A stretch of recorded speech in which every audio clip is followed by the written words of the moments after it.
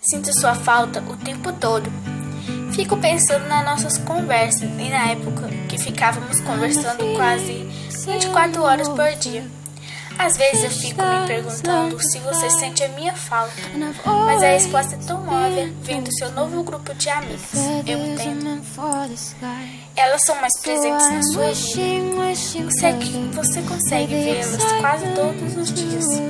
Conversar, falar sobre os meninos, marcar de sair. Eu tentei até te substituir, mas não consegui. Não encontrei alguém tão doida e parecida com você que combine comigo.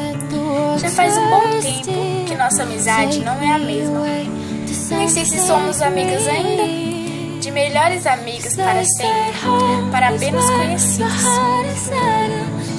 Eu não sei bem o que rolou. Em qual momento de nossas vidas cada uma resolveu seguir seu rumo.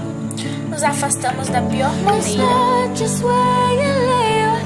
Você era pra quem eu sempre corria quando acontecia algo. Meu porto seguro. Eu corria para você sempre que a minha amargura de garota grossa e nojenta caía. É trágico ver que você se tornou mais um número dos meus contatos.